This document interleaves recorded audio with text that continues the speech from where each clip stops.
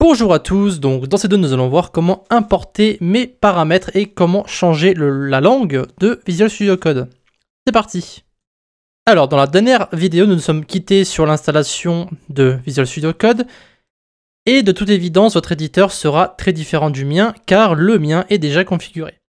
Donc la première chose que nous allons faire est installer mes extensions et mon thème, puis nous verrons comment vous pouvez changer votre propre thème par la suite, donc pas dans cette vidéo, mais dans les prochaines vidéos.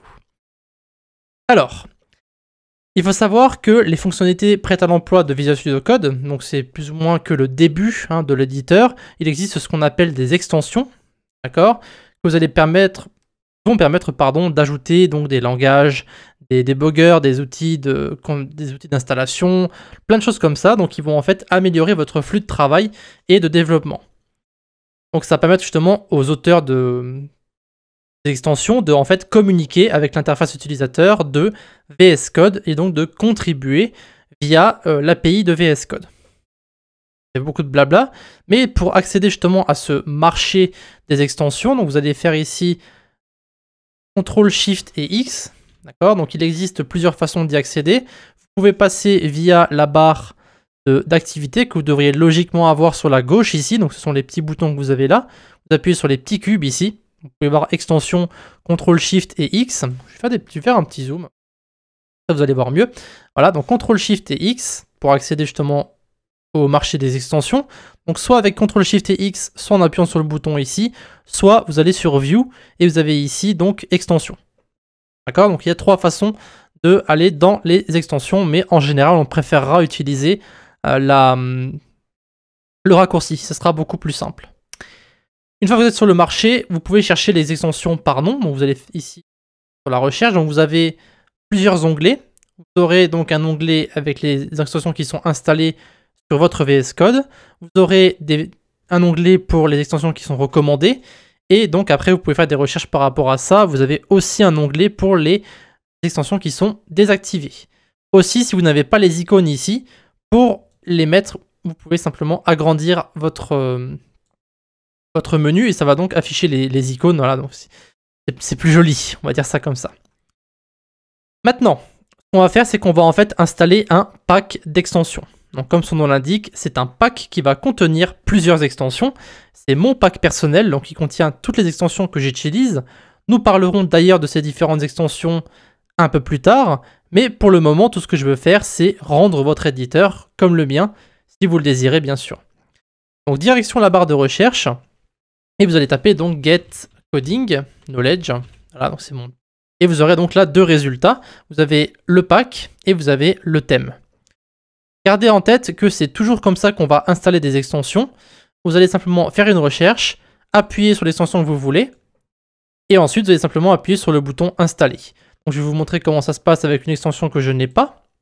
Si par exemple je n'ai pas l'extension, vous avez ici un bouton installer. D'accord? Voilà, juste pour vous montrer. Donc vous allez sur le pack et vous allez appuyer donc sur installer. Et ça va donc installer toutes mes extensions, donc vous en avez une trentaine.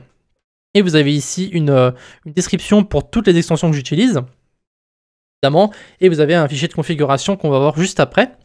Donc une fois que vous avez appuyé sur installer, vous allez avoir ici trois petits points en haut, je crois, qui vont passer en fait simplement le temps que ça s'installe. Attendez que l'installation soit terminée avant de faire quoi que ce soit. Donc une fois que le bouton sera passé de install ici ou uninstall, et vous aurez donc un bouton reload required. Vous appuyez sur le bouton et vous pouvez ensuite relancer votre éditeur et vous aurez accès à toutes mes extensions. Évidemment, c'est pas que ça qu'il faut faire, il va falloir aussi importer mes différents paramètres dans un fichier de configuration et c'est ce que nous allons faire maintenant. Donc ce qu'on va faire, c'est qu'on va ouvrir ce fichier de configuration avec la palette de commandes. Alors la palette de commandes s'ouvre de deux façons, soit avec F1, d'accord. Pour certaines personnes, ça ne marche pas. Donc je vous montre l'autre raccourci qui est CTRL, SHIFT et P. Donc ça ouvre exactement la même chose. Et vous allez faire ici une recherche pour Open Settings. Et vous aurez donc préférence Open Settings avec un petit JSON entre parenthèses. Vous appuyez dessus. Donc normalement pour vous, vous allez rien avoir, évidemment. Mais, donc ça c'est mon fichier de configuration. Mais ce qu'on va faire ici, c'est donc importer mes paramètres qui sont marqués ici sur l'extension.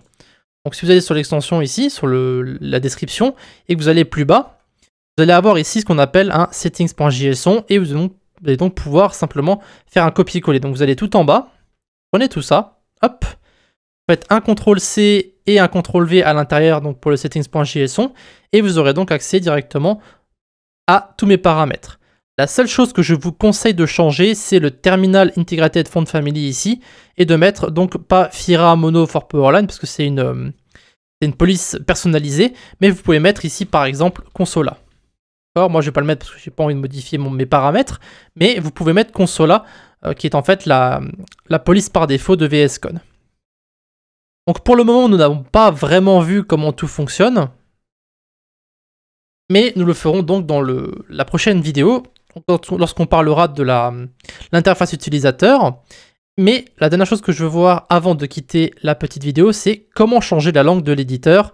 Donc il faut savoir que moi je ne la changerai pas pour les prochaines vidéos parce que c'est possible qu'il y ait en fait des problèmes de traduction ou des problèmes de compatibilité en fait avec le fait que VS Code soit en français avec certaines extensions. Là, ça m'est déjà arrivé d'avoir des problèmes de compatibilité. Donc j'évite d'être en français et je préfère de toute façon être en anglais. En général, c'est plus simple. Comme ça, si vous avez un problème, vous pouvez simplement faire un copier-coller de l'erreur et on va dire que c'est plus simple de trouver une solution en anglais qu'en français. Alors, évidemment, pour changer la langue de votre éditeur, nous allons devoir installer une extension. Donc, vous allez sur la barre ici, vous allez taper French.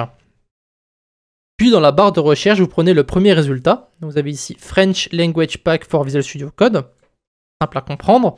Il suffit simplement d'installer l'extension. Vous appuyez sur le bouton Install. Ça va s'installer très rapidement et vous allez avoir ici un pop-up en bas donc qui va dire est-ce que vous aimeriez changer le langage de VS Code donc au français. Donc, vous appuyez sur Yes et ça va donc changer le langage de votre VS Code. Si jamais ça n'a pas marché et que l'extension est quand même installée, vous pouvez faire encore une fois avec la palette de commandes, donc CTRL, SHIFT et P. Vous allez marquer Display. Vous allez avoir ici Configure Display Language et vous aurez donc EN si jamais vous voulez mettre votre langage en anglais ou alors FR pour mettre votre langage en français. Donc moi comme dit je vais le laisser en anglais donc je vais désinstaller l'extension mais vous êtes libre vous de le mettre en français si vous le désirez. Voilà. Donc ça sera tout pour notre petite introduction et l'importation de mes différents paramètres et de mes extensions. Évidemment, vous n'êtes pas obligé de le faire, mais c'est conseillé, au moins pour cette petite série, le temps que je vous explique comment tout fonctionne. Donc on va maintenant pouvoir passer à l'explication de l'interface de l'utilisateur, donc les différents boutons, à quoi ça correspond, etc., etc.